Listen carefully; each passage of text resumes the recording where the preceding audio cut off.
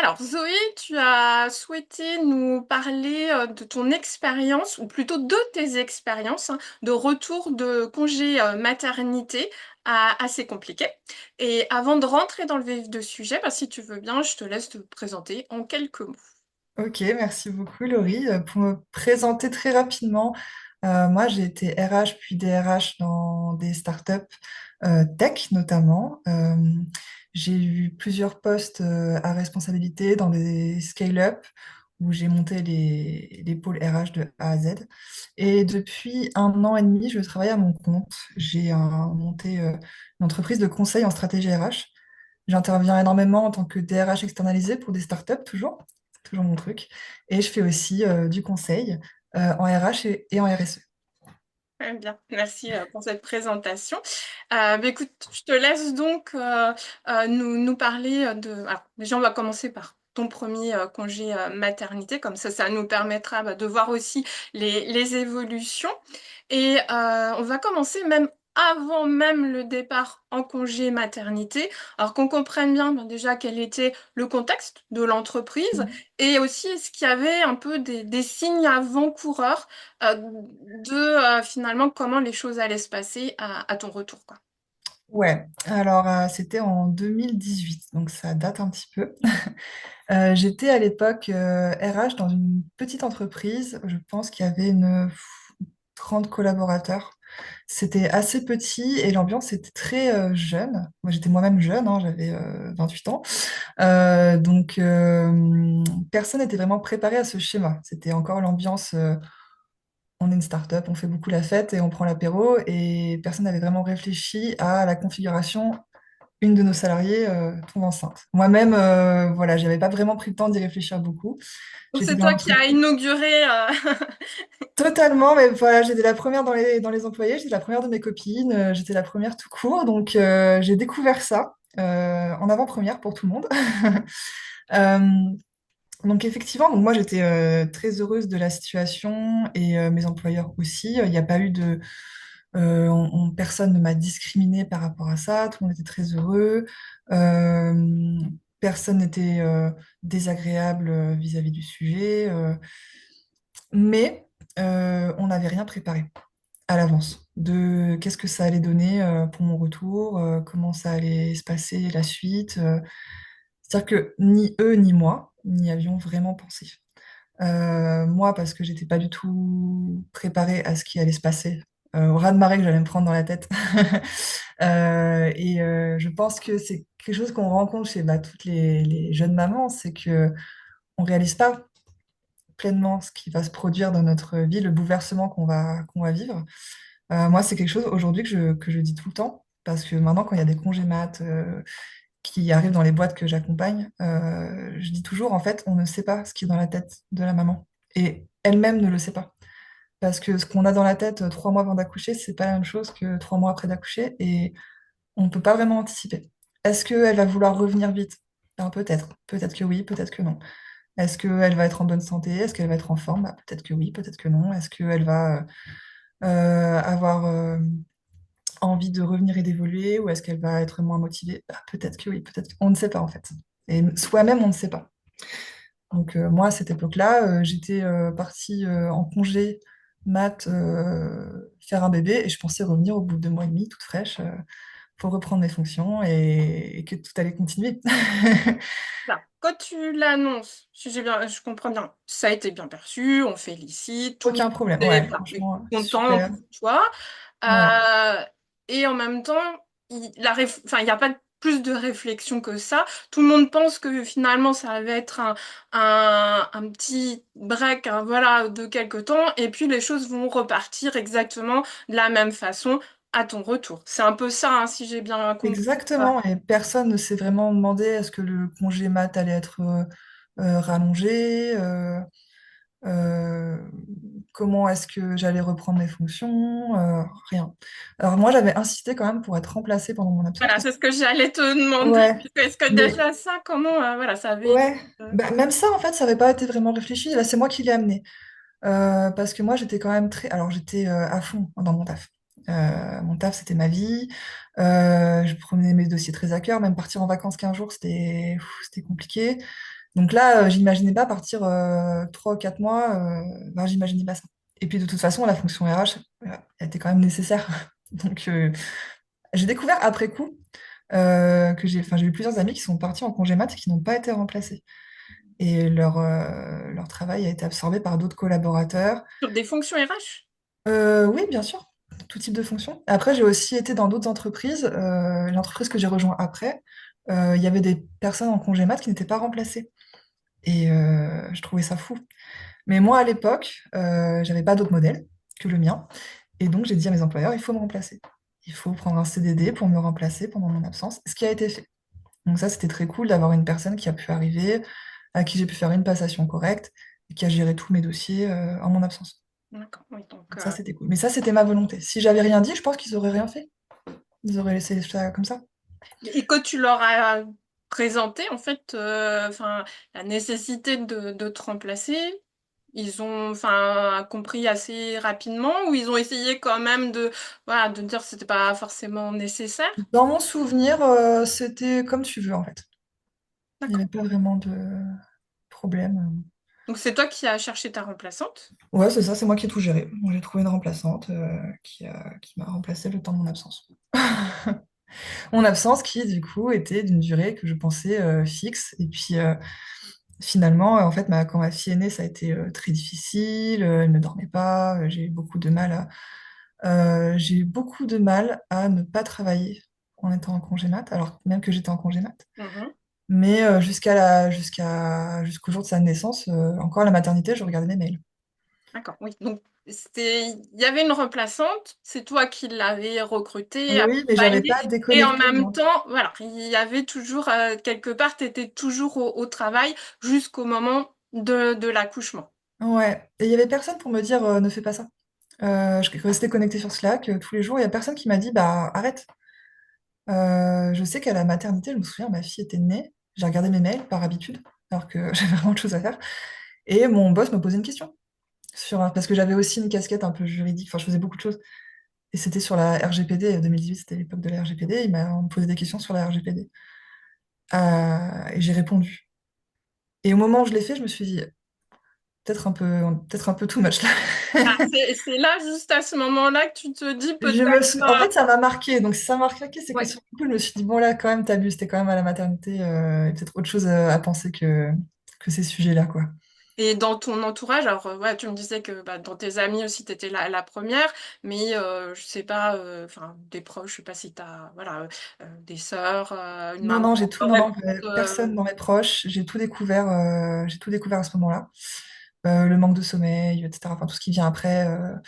Le fait de pas du tout être opérationnel pendant plusieurs mois, ça a été extrêmement difficile. Plus de vie sociale. Enfin, en fait, je me suis rendu compte que mon travail et ma vie sociale étaient très liés. De plus avoir de travail, enfin, j'avais l'impression de ne plus avoir de vie, de plus avoir d'identité. L'identité maman ne me convenait, enfin, ne me comblait pas. Donc j'ai eu très très envie de retourner au travail très très vite. Malgré le fait que j'avais un tout petit bébé, etc. Le travail me manquait trop. Et et qu'est-ce qui te manquait plus précisément quand tu dis le travail? je pense que c'était ben, déjà le fait d'avoir des conversations avec des adultes. Parce que en fait, ce congé mat, j'étais très isolée. Du fait d'être la première, etc., de ne pas Mm. avoir de référent avec qui parler. Je vivais les choses très seule, de façon très seule, en fait, très solitaire. Donc je souffrais pas mal. Euh, J'avais vraiment besoin de reprendre une vie sociale, de revoir des gens, d'avoir des conversations avec des adultes, et puis je pense d'avoir un sentiment d'utilité que je n'avais pas. En tout cas, pour cette C'est maternité-là, je ne l'ai pas eu.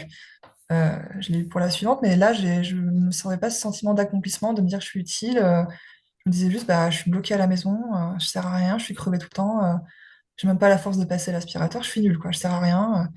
Il faut que je retourne travailler pour servir à quelque chose, quoi. Ça, c'était vraiment important pour moi. Donc, je suis retournée travailler et je suis retournée travailler très, très vite. alors Et c'est-à-dire, tu me dirais quoi? Vraiment juste à la fin ou est-ce que tu as quand je pense que même j'ai un peu pris décroché? donc, fin du congé mat, elle devait avoir 2 mois et demi, j'ai pris 15 jours de plus, histoire d'eux, je suis revenue bosser, elle avait 3 mois. D'accord, oui, effectivement. Ouais. Et ça s'est très mal passé pour elle et pour moi. Je pense que là, le fait, bah, t'es quand même petite, bon après voilà, la loi française est mal faite. On est censé se séparer à 2 mois et demi, ce qui est totalement inconcevable en vérité. Et en même temps, tu avais ce désir de retourner au travail. Donc, il y En a ce... fait, vraiment, j'ai souffert, je pense, du syndrome de la Wonder Woman. Tu sais, qu'on te dit, tu peux tout faire. Moi, je pensais que j'allais continuer à m'occuper de ma fille, que j'allaitais encore, qui ne dormait pas de la nuit, qui ne dormait pas. Donc, que j'allais continuer à aller travailler, être toujours aussi efficace, avoir une vie sociale, allaiter ma fille, ne pas dormir la nuit, tout était possible. Parce que c'était comme ça qu'il fallait faire pour être bien, en fait. Et Euh, toi, enfin, qu'est-ce que tu te dis parce qu'avec enfin, ce manque de fatigue, enfin, gérer tout ça, plus tous ces bouleversements, tu te dis quoi? Tu te dis que c'est vraiment un moment difficile, mais que tout le monde y arrive, donc tu vas y arriver? Ou enfin, qu'est-ce que tu te dis? En fait, je me laissais juste pas le choix. C'est comme ça. Enfin, moi, j'ai voulu avoir un enfant, maintenant je l'ai, maintenant il faut que je continue. Je vais pas m'arrêter de travailler parce que j'ai un enfant. Enfin, ça, c'était inconcevable. J'ai, je veux être partout. Je veux tout bien faire. Voilà. Je veux tout bien faire et en voulant tout bien faire, j'ai tout mal fait au final. J'ai compris assez tardivement que mon corps avait ses limites, puisque avec la fatigue, etc. Donc au début, je suis revenue. Je pense que c'était en mois de décembre. Je suis revenue au bureau, j'avais pris 20 kilos, j'étais mal dans ma peau, j'étais plus du tout aussi dynamique qu'avant, enfin j'avais pris cher vraiment. Et dès les premières secondes, je pense, je me suis rendu compte que j'avais un décalage. Mes collègues étaient toujours pareils, ils n'avaient pas changé, Ouais. Eux, ils etc. n'avaient pas changé et toi, il y a eu un bouleversement qui t'est Moi, produit. je suis arrivée et je me suis, à ce moment-là, je l'ai senti en fait, le décalage énorme. Je pensais à mon bébé toute la journée. Et en même temps, bah, il fallait que je gère le truc de la boîte qui, d'un coup, m'intéressait beaucoup moins. On est parti, je me souviens qu'il y avait la soirée de Noël, on est parti faire un truc de team building où il fallait faire du sport et tout. Mais moi, j'étais là avec mes kilos en trop, j'étais pas bien, j'avais mal au sein, enfin, il n'y avait rien qui allait. Et je me disais, mais qu'est-ce que tu fais de guignol là à tirer avec des lasers alors que, en fait, il faudrait être avec ton bébé? Et les gens ne posaient aucune question sur mon bébé, tout le monde s'en foutait parce qu'en fait, quand on n'a pas d'enfants, bah, les enfants, tu t'en fous, clairement. Donc, et personne se demandait si j'étais fatiguée. Pourtant, ça se voyait, mais parce que quand c'était pas leur réalité, Mhm. c'était difficile. J'ai voulu continuer d'allaiter ma fille, ça a été catastrophique parce que je devais tirer mon lait au bureau. À l'époque, il n'y avait pas de télétravail. Donc, je venais tous les jours avec ma petite machine, ma petite glacière. Et en fait, c'était pas. Encore une fois, c'est comme tu veux, c'est toi qui gères. Enfin, on va pas te l'interdire. Donc toi, tu expliques en fait, voilà, que tu allais, tu expliques un peu en quoi ça consiste, parce que moi, Ouais, j'imagine on avait fait que une petite voilà. pancarte qu'on avait mis parce que du coup, il y avait pas de, c'était juste une grande pièce et il y avait des toilettes. Donc en fait, j'allais dans les toilettes, on mettait la petite pancarte. Je mettais la petite pancarte pour dire ne pas rentrer pendant que je tirais mon lait et ça arrivait au moins 5 ou 6 fois que les gens rentrent quand même. Et toi, enfin, comment tu vis ça? Parce que déjà, il y a pas d'espace. Donc, tu dois faire ça dans les toilettes. Il y a une pancarte, donc voilà, qui dit ne rentrez pas. Il y a des personnes qui rentrent quand même. Enfin, comment tu vis cette situation? C'était un enfer. Je rentrais chez moi le soir, j'étais lessivée, je pleurais tous les jours. Je me souviens d'une anecdote qui m'a un peu marquée, que mon lait quand même du coup était précieux. Parce que voilà, c'était le lait que je donnais à ma fille. Donc très vite, je dû lui donner du lait en poudre en complément parce que je ne pouvais pas tirer assez en journée, etc. Donc déjà pour moi, c'était un premier échec. Euh, le lait que je tirais, je le mettais dans le congélateur, enfin non, dans le réfrigérateur du bureau. Donc au milieu des bières, il y avait mes petits pots de lait. Et c'était pour moi, c'était précieux. Et le soir, je prenais mon petit pot de lait que je mettais dans la glacière, je prenais le métro en heure de pointe avec tout le monde et je ramenais mon petit pot de lait le soir bien sagement à la maison. C'était une logistique, une charge mentale terrible.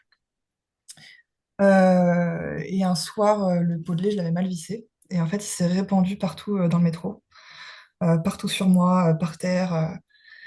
Et je suis sortie du métro, enfin, j'ai eu le lait partout et j'ai chialé. Et je sais pas combien de temps je suis restée sur ce quai de métro avec du lait partout à pleurer parce que c'était l'échec de trop. Je me disais, mais tu n'y arriveras jamais, t'es trop nul. C'est même ça, même visser le pot de lait, tu n'y arrives plus. Enfin, n'importe quoi. Je m'en voulais beaucoup. Alors qu'en réalité, je faisais vraiment de mon mieux. Mhm. Et je faisais bien. Mais j'avais vraiment l'impression que j'étais pas capable. Il y avait personne pour me dire que c'était normal de Mhm. pas réussir. Il y avait personne pour me dire, mais regarde le contexte, c'est normal. Aujourd'hui, avec le recul, je me dis, mais évidemment que c'était impossible. Il y avait dans aucun monde c'était possible. Euh, mais à cette époque-là, j'étais persuadée que si, il fallait. Euh, donc ça a duré ouais, les premiers mois de ma reprise. J'ai tenu bon. Je voulais absolument tenir bon, etc. Mais j'étais plus dedans. J'étais plus dedans. La fatigue était de pire en pire parce que ma fille, en fait, a développé des problèmes de santé, donc elle dormait pas du tout. Il a fallu qu'elle ait un suivi médical régulier, donc elle est chez un kiné toutes les semaines, etc. Donc ça s'est rajouté. J'ai fini par... j'ai eu une première déconvenue avec mes employeurs au niveau du salaire, au niveau des augmentations annuelles. Ils ont demandé un peu à chacun bah, qu'est-ce qu'ils voulaient comme augmentation, enfin, le fameux truc où tu dis combien tu veux, pourquoi, les arguments, etc. Moi, j'avais fait une demande, j'avais argumenté. Je me trouvais super au top, je me trouvais super impliquée. Je me disais quand même, je suis une super salariée. Je regardais comme je suis au top, je suis tout le temps avec vous. J'étais super bonne élève. Et en fait, ils m'ont refusé l'augmente. Euh, et quand j'ai essayé d'en discuter avec mon manager, qui était du coup l'un des dirigeants de la boîte, il m'a dit, ouais, mais bon, en même temps, t'as pas été là toute l'année. D'accord. Donc, Donc là, il te reproche à ton absence de congé maternité, c'est ça en il me l'a fait. jamais reproché, mais là, pour le Mais coup, c'est ça que ça l'a vraiment bien. ça veut dire ça. Bah ouais, en fait, il m'a pas donné la totalité de l'augmentation que j'ai demandé, il m'a donné une partie, et le seul argument qu'il avait, c'était, t'as pas été là toute l'année. Si on fait un ratio, t'as été là 9 fois sur 12, donc en fait, donner que la moitié de ce que tu demandes, ça. Et là, je sais que je me suis arrêtée, parce que je crois qu'on marchait à ce moment-là, je me suis arrêtée, je l'ai regardé, je lui ai dit, mais c'est illégal.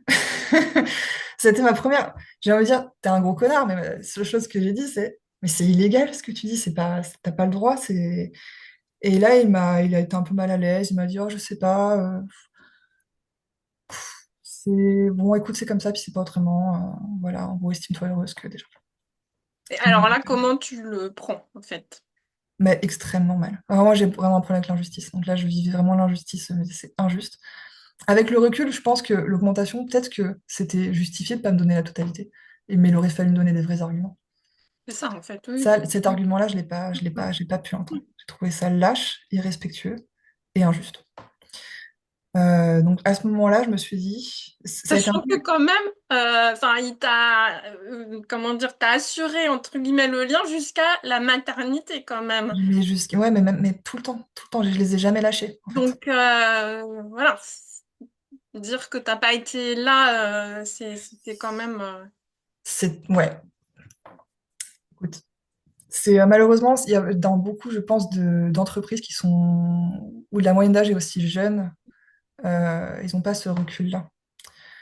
Euh, donc voilà, ce qui est assez drôle, c'est que tous les fondateurs ont eu des enfants genre un an après. Et, et ils se sont rendus compte à quel Ah point oui, c'était dur. effectivement, oui. Il y en a quand même un qui nous a sorti, qui payait une nous de nuit pour pouvoir dormir. Et moi, j'étais là, ah ouais, quand même. Parce que moi, j'avais pas de nounou de nuit et on me demandait pas si j'étais fatiguée. En fait, ça coulait de source que j'étais pas fatiguée. Enfin, je sais pas, je devais donner tellement l'impression que je gérais. Ou... Alors que, bon, en tout cas, la question ne s'est jamais posée. Donc, ma fille, elle avait des soucis. Moi, j'étais très fatiguée. J'ai fini, en fait, quand elle est rentrée à la crèche, elle tombait malade, je tombais malade à cause du manque de sommeil et du stress. Bien sûr, oui. Je tombais malade en permanence. Il y a un médecin qui m'a dit, il faut faire quelque chose. Là, c'est plus possible. Là, votre santé, ma fille, elle avait 4 ou 5 mois, c'était plus possible. Donc, déjà, j'ai décidé d'arrêter d'allaiter, ce qui a été un crève-cœur pour moi, parce que dans mon idéal, je voulais allaiter longtemps. Ça n'a pas été possible. Mais c'était pour ma santé. Ensuite, j'ai décidé de me mettre à temps partiel. Pendant quelques mois, officiellement pour accompagner ma fille à ses rendez-vous médicaux. Euh, je pense en vrai, alors oui, c'était pour ça, mais je pense qu'en vrai, j'avais aussi besoin de prendre du recul et de prendre plus de temps loin d'eux. C'est même pas plus de temps pour moi, mais c'est C'est plus de temps loin d'eux. t'extraire en fait de cet environnement-là, quoi. Ouais. Et de me dire, bah, je suis une bonne maman, je m'occupe de mon enfant. Et puis, on avait toujours un peu ce modèle dans la boîte où j'étais avant, qui était pour le coup une boîte beaucoup plus à l'ancienne. Euh, il y avait quelques mamans et elles se mettaient toutes à 80%. C'était quasiment automatique. Donc moi, j'avais ce modèle-là aussi, où me dire, bah, au final, bah, moi aussi, je vais faire ça parce que c'est ce qui se fait, quoi. Mais j'étais pas heureuse non plus. Et puis surtout, perdre 20% de salaire, ça m'a bien fait chier. Et alors, donc tu passes à 80%, mais est-ce que ta charge de travail a été revue en conséquence ou finalement tu dois quand même faire un 100% à Non, non, 80%? non, non, au niveau de la charge de travail, c'était toujours pareil.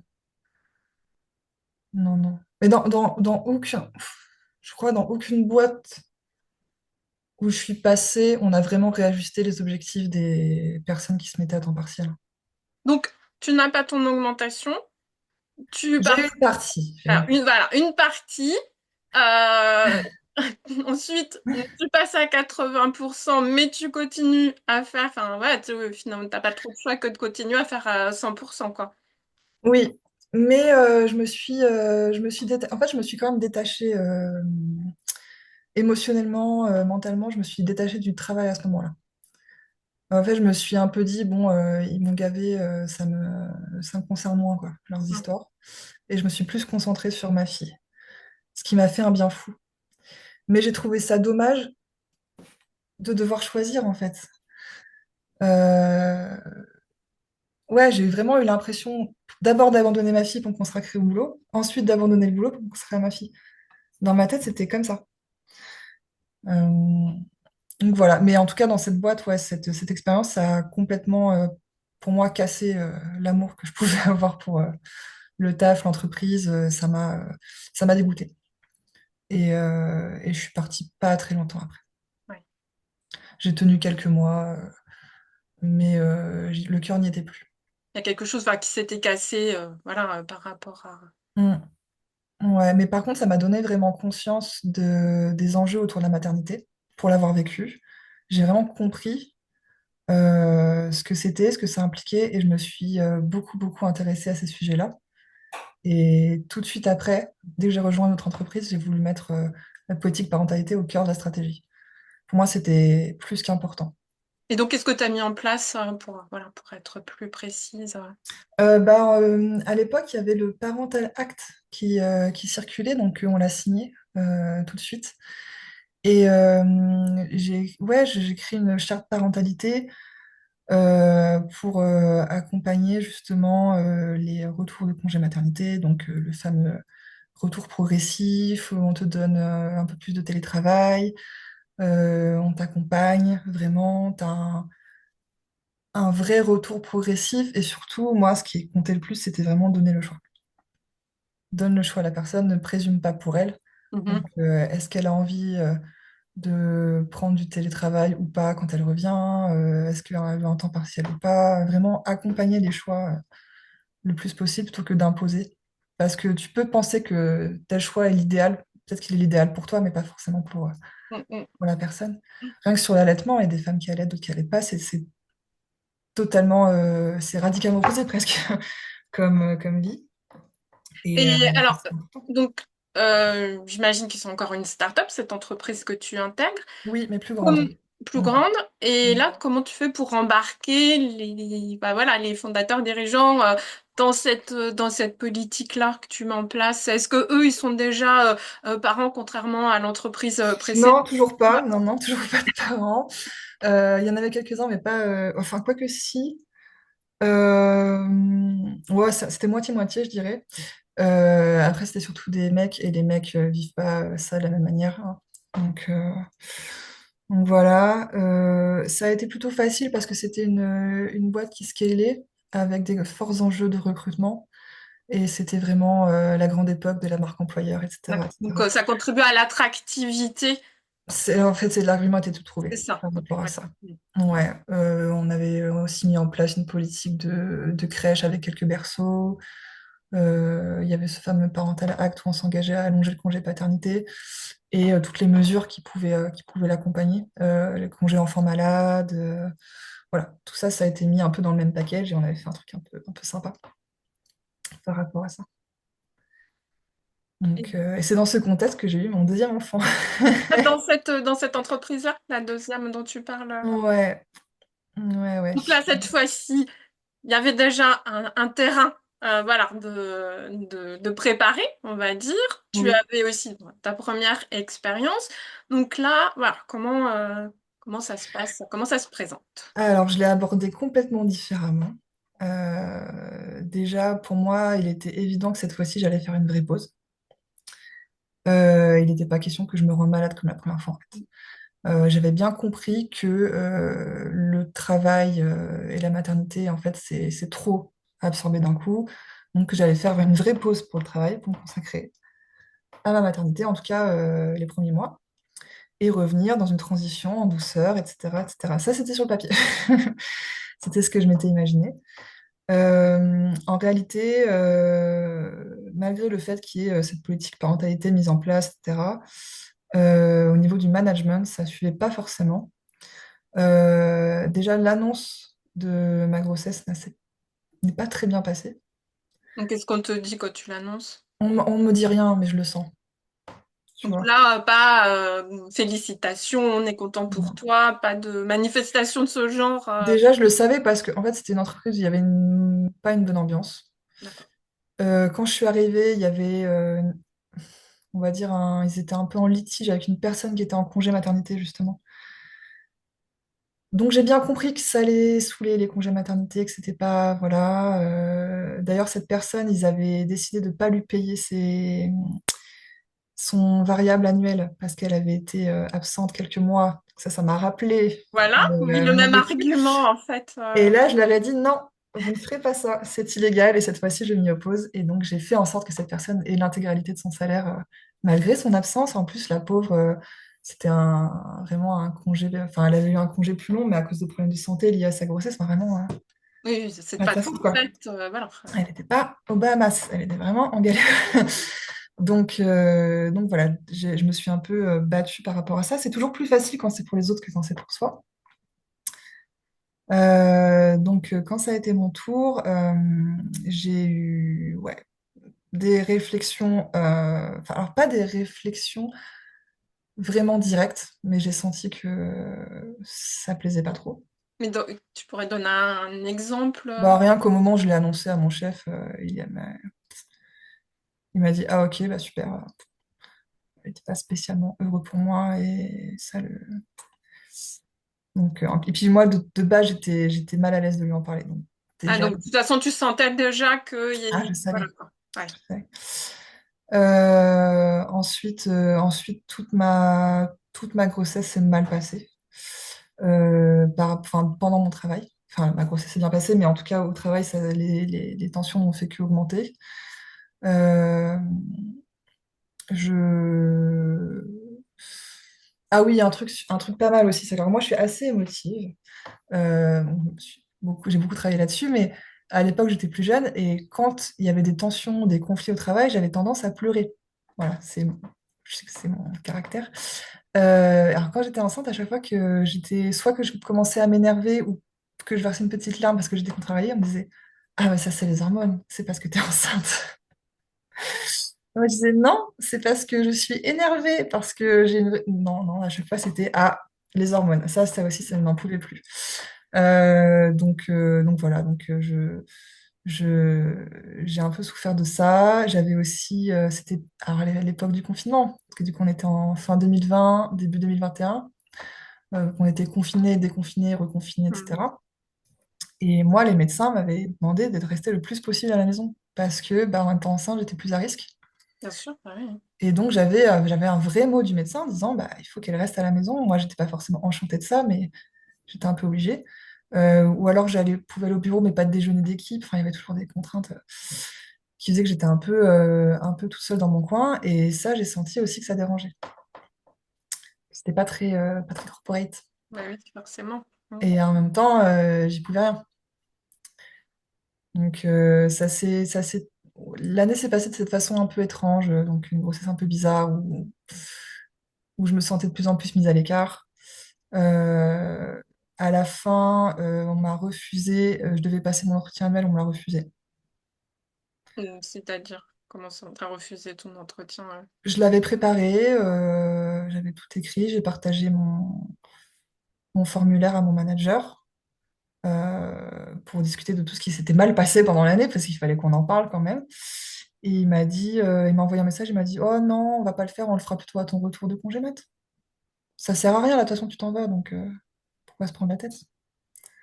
D'accord. Oui, donc déjà, enfin, partir avec déjà tout ça, j'imagine, t'as tout ça sur le cœur Ouais, et... ça j'avoue, je l'ai mal vécu. Ouais. Je me suis Ouais, dit, ok, donc tu me traites déjà comme si j'étais déjà partie, alors que je suis encore là, que je taffe encore, que je fais mon maximum. Parce qu'encore une fois, bon élève, je faisais mon maximum, que j'ai des choses à dire, je veux qu'on échange avant mon départ. Non. J'ai pas eu ce. Donc ça, il a été inflexible. Donc j'ai bien compris que enfin, j'étais un peu punie en quelque sorte. Et je me disais, mais bien sûr que non, il va pas attendre mon retour de congé mat pour me faire mon entretien annuel. Ça n'a aucun sens. Euh, surtout après pour te dire que t'as été absente une partie de l'année, donc voilà. Pour parler des choses qui sont passées 6 mois avant, je savais que ça n'avait aucun sens, mais il n'a rien voulu entendre. En fait, il avait Donc, juste pas envie. pour toi, c'était voilà, c'était une façon pour lui d'éviter des sujets où tu... Mm. Ouais, je pense que oui. Bah après, c'était un manager qui aimait pas non plus avoir des vraies conversations. Je pense qu'il avait lu mon formulaire et qu'il s'est dit qu'il n'avait pas envie d'avoir une vraie D'accord. conversation. Et donc, il a utilisé le prétexte de ah, tu pars en congé mat, ça sert à rien. Voyons-nous dans 6 mois. Ok. Ça, je l'avais très, très, très mal vécu. Deuxième chose que j'ai mal vécu, c'est que du coup, donc je suis partie en congé mat. Bah, j'ai pas accouché tout de suite, donc j'ai eu un bon mois et demi à être chez moi, etc. Là, je suivais pas trop les histoires de ce qui se passait au travail. Alors, encore une fois, j'ai eu un remplaçant. Euh, Encore une fois, j'ai insisté pour avoir un remplaçant. Mais ça m'a été accordé. Donc lui, je l'avais au téléphone de temps en temps pour voir comment ça se passait, si je pouvais répondre éventuellement à ses questions, mais je voulais pas qu'on s'appelle tous les jours, je voulais pas savoir tout ce qui allait se L'initiative, c'était passer. lui qui prenait l'initiative quand vraiment il y avait besoin, ou c'était C'est quand même ça, toi? en fait, on avait convenu, je crois, qu'on s'appelait une fois par semaine, Oui, quand même. mais vite fait, quoi. Enfin, moi, ça me prenait pas la tête. En plus, à chaque fois qu'il m'appelait, c'est pour m'annoncer qu'il y avait encore 2 personnes qui ont démissionné, parce que c'était une boîte assez toxique, et donc les gens n'arrêtaient pas de partir. Et en fait, plus il m'annonçait des départs, et plus je me disais, pff, ça me touche pas, je suis tellement loin, que je me suis vraiment éloignée mentalement de tout ça.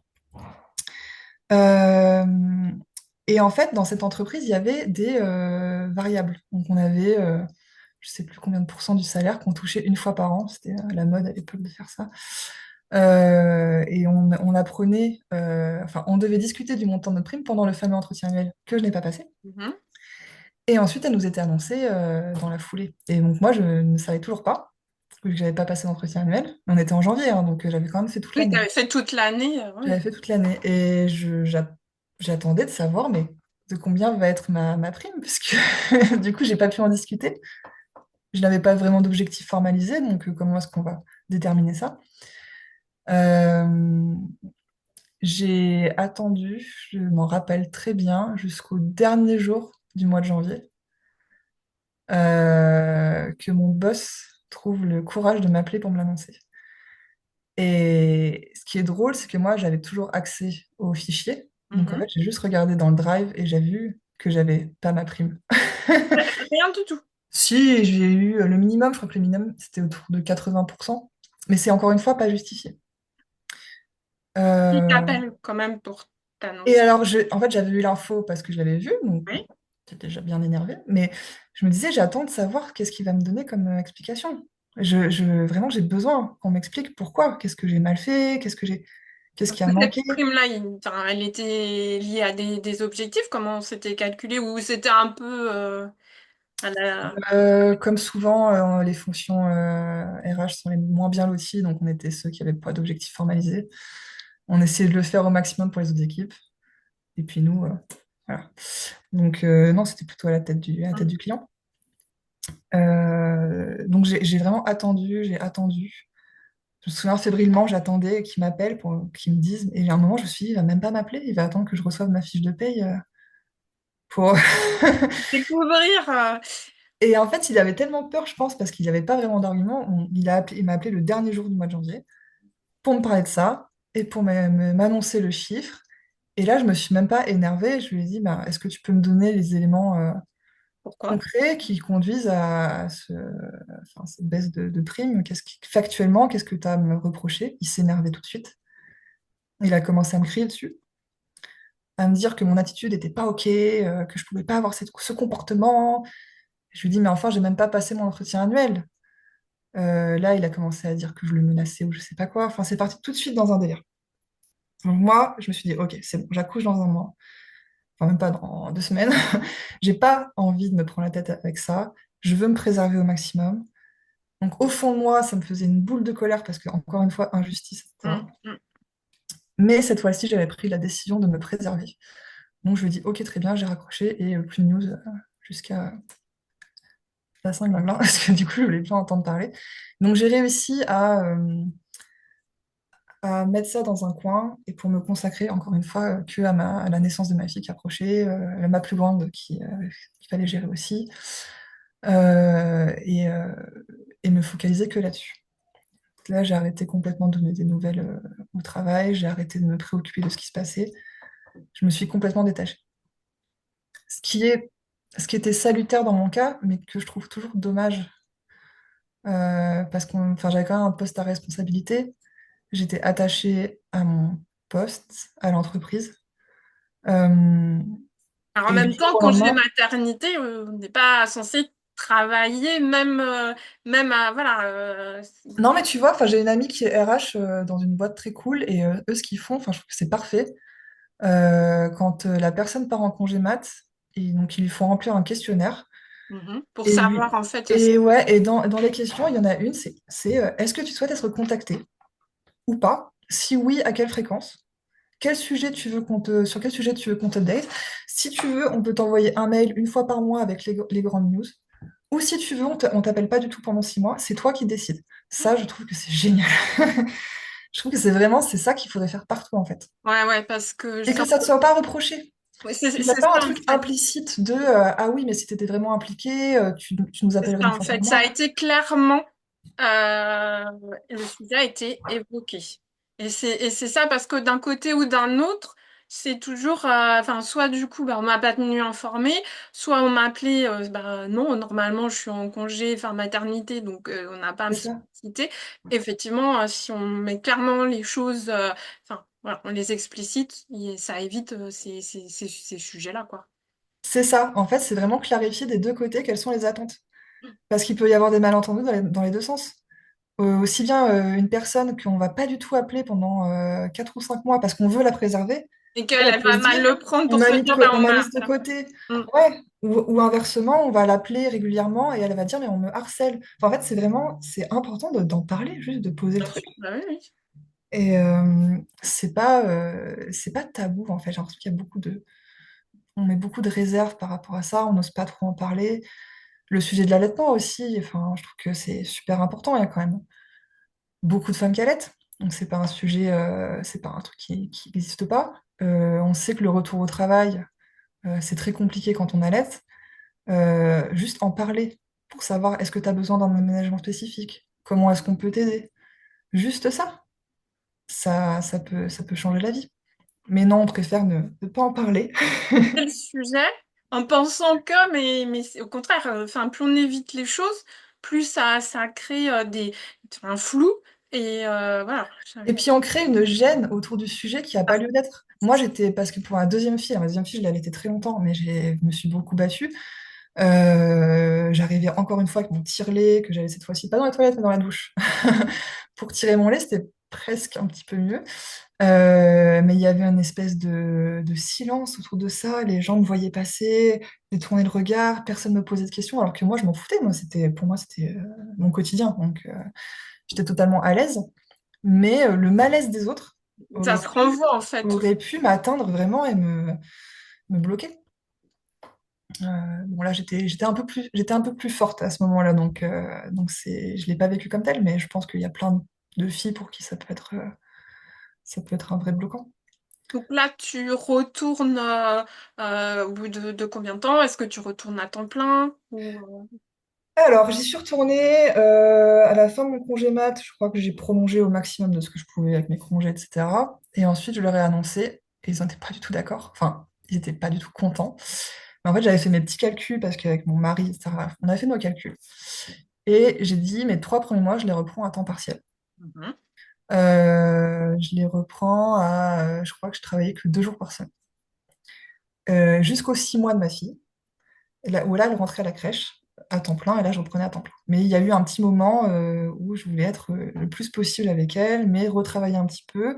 Pour moi, c'était idéal, ça me permettait de remettre un pied dedans en douceur, Mhm. mais pas avoir une séparation trop brutale. Enfin, pour moi, c'était parfait. Moi, ça m'allait parfaitement. Eux, pas du tout.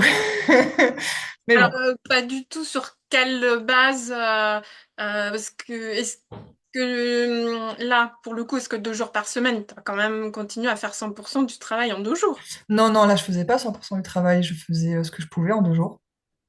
J'étais hyper au clair avec ça. Alors évidemment, c'était oui, mais comment on va faire? Si tu fais pas la totalité, je sais pas, c'est pas grave. On va se débrouiller. Et puis j'étais pas non plus, enfin, c'était pas non plus un poste si stratégique que ça, étant donné que la moitié de la boîte s'était barrée et qu'ils étaient en perte de vitesse. Voilà, on n'était plus dans un. Il y avait plus autant de travail. Et puis de toute façon, moi, j'avais décidé que pour ma santé, j'allais faire comme ça. Mais non, non, ça n'a pas du tout été bien pris. Mais au final, enfin, qu'est-ce que ça leur, entre guillemets, coûtait ou, enfin, qu'est-ce qui fait qu'ils le prennent pas bien, sachant que tu t'avais pas laissé les choses en plan. Enfin, voilà, tu t'as Moi, je pense que c'est très. Ben, tu fais passer ton enfant avant la boîte. en fait. T'es passé, ouais, c'est un peu ingrat. Déjà, voilà, t'es parti. Et puis, peut-être le contexte enfin, du fait que je sois partie, t'es un peu fâchés, que je revienne en prenant de la distance, tout ça, ça a fait que. Il y a eu un moment assez intéressant à ce moment-là, c'est que au moment où je décide de revenir, mais de revenir que à temps partiel, etc., ils organisent un séminaire. Un truc où on part, je sais plus où, à l'autre bout de la France, pendant 3 jours, faire la fête, etc. Là, cette fois-ci, pour moi, il était hors de question que je me force à faire un truc comme ça. Donc, je leur ai. Alors, c'était mon remplaçant qui m'appelle pour me dire, ouais, dans un mois, il y a ça, il faudra que tu y ailles. Et je lui ai dit très gentiment, très poliment, je n'irai pas. Je n'irai pas parce que bah, ma fille, elle a 3 mois, que je l'allaite encore, et puis je suis fatiguée, puis j'ai pas envie, en fait, tout simplement. Ah, ah bon, ah mince. Il était très gêné. Il m'a dit, je sais pas comment je vais leur annoncer. Ah bah, tu leur annonces comme tu veux, mais c'est comme ça. Je changerai pas d'avis. Donc il a raccroché. Après, il m'a envoyé un mail très formel pour me demander de Impose. venir. Je lui ai répondu, un mail très formel pour lui dire merci beaucoup, je ne viendrai pas. Je crois qu'il y a eu 2 mails. Et moi, je ne lâchais pas l'affaire. Je me disais, je ne comprends pas pourquoi ils veulent à ce point-là que je vienne. C'était plus un souci de représentation, je pense, parce qu'ils n'avaient pas Hmm. besoin de moi. Ensuite, ils ont envoyé une de mes collègues m'appeler. Une nana à qui je parlais absolument jamais, avec qui je m'entendais moyennement. Je ne sais pas pourquoi ils ont jugé opportun que c'était cette fille-là qui allait m'appeler pour prendre de mes nouvelles alors qu'elle n'en avait jamais pris. Et pour me dire, ah oui, parce qu'elle était maman, donc peut-être que c'était ça, pour me Ah. dire, oh bah c'est bon, ta fille, t'as qu'à la mettre au biberon. Et puis tu viens avec nous, si c'est l'occasion de faire la fête, tu vas t'ennuyer là quand même. Et je disais, bah non, franchement, non, je m'ennuie pas, tout va bien, j'ai pas envie de la mettre au biberon, et de toute façon, je ne viendrai pas. Et elle a insisté, insisté, insisté, et on a fini par raccrocher un peu. Arrête de me saouler, je t'ai dit que je viendrais pas, quoi. Donc voilà, et j'y suis pas allée. Mais ça a forcément créé une distance. Voilà. Et pour la fin de l'histoire, je n'ai jamais passé mon entretien. On était censé le faire à mon retour, etc. Mais bon, comme c'était 6 mois plus tard, ça n'avait Donc, plus à ton d'intérêt. retour, enfin, il n'y a pas eu d'entretien particulier. Ah non, pas d'entretien de retour, pas de point sur qu'est-ce que tu as loupé pendant ton absence, pas de est-ce que ça va? Rien. Juste, on est contrarié que tu reviennes que 2 jours par semaine. Et j'ai fait ça que pendant 2 mois, hein. Après, en septembre, ma fille, elle avait 6 mois, j'ai repris à temps plein. Mais il y a eu trop de choses qui ont fait que. Donc, moralité, les politiques fantasy, c'est très bien, mais ça ne suffit pas. C'est important d'avoir aussi un vrai engagement autour du sujet. Mais je pense que enfin, tant qu'il y a un RH pour le faire, ça va, mais quand c'est le RH qui est concerné, là, c'est plus compliqué. Mmh mh. Et alors du coup, tu es resté combien de temps, dans cette entreprise? Parce que revenir, enfin voilà, dans ce contexte-là. Ouais, le contexte a fait que je suis partie pas longtemps après. Ouais. Ouais, j'ai trouvé une autre opportunité assez vite et j'ai changé. De toute façon, la confiance était rompue des deux côtés. Mais c'est vrai que moi, j'ai beaucoup d'amis et j'ai toujours trouvé ça un peu dommage, qui changent de taf, enfin, qui partent en congé mat et qui reviennent pas. Il y en a beaucoup qui font ça, qui décident que c'est le moment pour changer, etc. Je pense que implicitement, il y en a plein qui savent qu'elles sont pas vraiment les bienvenues quand elles reviennent, donc ils préfèrent partir. Avant que ça se dégénère quelque part ou que ça. Ouais. Euh, Et puis, il y en a aussi qui se rendent compte à quel point elles s'en fichent de leur taf quand elles y sont plus. Donc, ça leur fait un peu une Un prise de choc, conscience. Mais il y en a qui sont, franchement, qui sont vraiment poussés dehors. Dans ce qu'on me raconte, il y en a beaucoup, bah, ça nous arrangeait que tu ne reviennes pas, en fait. On a fait sans toi pendant quelques mois. Déjà, ça a un peu perturbé l'organisation générale, la patati patata. On te fait sentir quand tu reviens que t'es pas le bienvenu. Et moi, je pense que quand je repense à cette expérience-là, le plus simple, ça aurait été que je revienne pas. Ça aurait été le plus simple pour tout le monde. Sauf que moi, j'étais un peu coriace, un peu têtue. Donc, je suis revenue. Mais j'ai un peu perdu 6 mois, quoi. Et en même temps, j'aurais pas voulu partir comme ça. Parce que je trouve que c'est trop dommage. Enfin, tu pars sans reconnaissance, sans au revoir, sans rien. Et juste parce que t'as eu un bébé, t'as plus ta place. Moi, je suis contre ça, de base. Donc, j'ai voulu lutter contre ça. Mais parfois, voilà, tu peux pas lutter contre une culture entière, quoi. ouais, c'est ça en fait, ouais. Ouais. Alors que tu as des secteurs d'activité, moi j'ai travaillé dans le secteur de la santé, donc une population plutôt féminine. Mhm. Enfin, en fait, bah, les personnes s'en vont, tu prépares, tu remplaces, tu accompagnes au retour. Enfin, enfin, ça a pas de, ça pénalise en rien l'entreprise. Le truc, ouais, après, enfin, moi, j'ai travaillé que dans des environnements de start-up, donc c'est très Oui, non, particulier. mais je sais bien, mais de toute façon, Ouais, là, ce que je décris, c'est aussi très particulier. C'est un secteur ouais, qui est loin d'être représentatif, mais c'est juste pour dire que bah, il y a des secteurs où on embauche des femmes qui sont à 8 mois de grossesse, c'est pas un problème. Donc, c'est possible. C'est plus dans ce sens-là, c'est quand on veut bien, c'est possible et ça nuit en rien à l'entreprise, quoi. Mais c'est encore loin d'être, oui, c'est pas du tout la mentalité. ouais, mais déjà, enfin, juste parler plus du sujet et se préparer en amont, déjà, ça change tout. Le fait qu'aujourd'hui, quand une femme annonce sa grossesse, on stresse parce qu'on ne sait pas combien de temps ça va durer son absence, mais elle va revenir quand, mais on va s'organiser comment, on va faire quoi. Ça devrait pas être aussi stressant. Ça devrait être plus, bah, ok, nous avons anticipé ce cas de figure, donc voilà comment nous allons faire. Et pas que ce soit un truc qu'on découvre tous au dernier moment, genre mince alors. Et puis en plus, une grossesse, normalement, tu l'annonces relativement tôt, donc tu as aussi le temps de Elle a le préparer. temps de se préparer, oui. Tu as le temps de préparer. Si tu t'y prends bien et que tu es en bon terme avec la personne et que tu es dans un truc de bonne intelligence où on construit ensemble, oui. Par contre, si tu mets des bâtons dans les roues au niveau de la communication, au niveau de tout, non, ça peut pas bien se passer. Ouais, parce que c'est comme si des fois, voilà, l'absence s'est pris un peu comme si c'était pour faire suer l'entreprise, pour dire les choses, voilà, alors que ça n'a rien à voir, quoi. Donc, Non, mais après, c'est tout le problème de ces boîtes. Moi, je parle que des boîtes que je connais, donc un environnement très start-up, où on te demande d'être dédié à ton travail à 100%. Et on ne parle jamais de sa vie privée vraiment dans ces entreprises-là.